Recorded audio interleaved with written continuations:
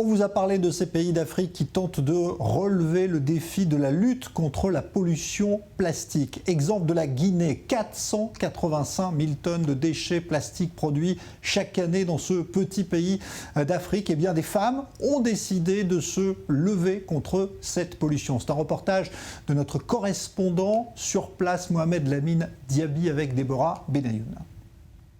La Guinée est considérée comme le pays le plus pollué d'Afrique. Partout dans la capitale, Conakry, les déchets plastiques sont fréquents le long des routes, ce qui provoque l'insalubrité et des maladies tropicales.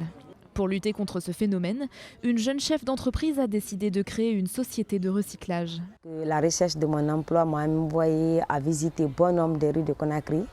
C'est ainsi que j'ai visité que la Guinée vraiment contient assez de plastique. Et là, j'ai décidé vraiment de me lancer dedans et de débarrasser Conakry de ces déchets plastiques afin de rendre ma ville et ma commune propre.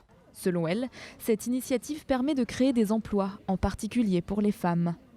La particularité de mon entreprise, là, nous, on essaie d'employer plus de jeunes femmes pour les permettre vraiment d'avoir l'audace de se lancer dans la gestion des déchets plastiques.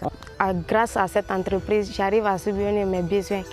Parce qu'avant, il faut que je demande à mes parents de me donner ça, Mais grâce à cette entreprise, actuellement, je suis autonome et indépendante. Les déchets plastiques sont néfastes pour l'environnement, mais lorsqu'ils sont gérés intelligemment, ils peuvent être recyclés et générer des revenus. Et au début, nous avons commencé par le bénévolat.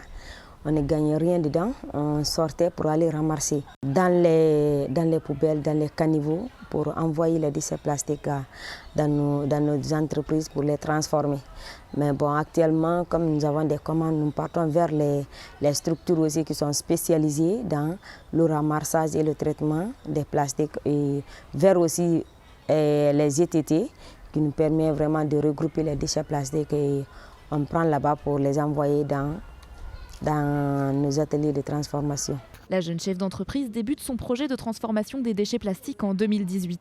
En 2018, au fait, c'est en 2018 que j'ai fait la mise en place de mon atelier et pour commencer la transformation des déchets plastiques. En 2017, j'ai eu l'idée et en 2018, j'ai eu l'audace maintenant de mettre l'entreprise en place. Et nous avons en première position, nous avons le ramassage, le traitement et la transformation et le moulage aussi. Et le séchage aussi suit cette étape. Une initiative qui semble s'inscrire dans la démarche de l'actuel gouvernement de transition au pouvoir en Guinée. Depuis le début du mois d'août, le gouvernement guinéen a dédié le premier samedi du mois à l'assainissement de la ville de Conakry. Une opération de nettoyage à laquelle le président de la transition, Mamadi Doumbouya, a lui aussi participé.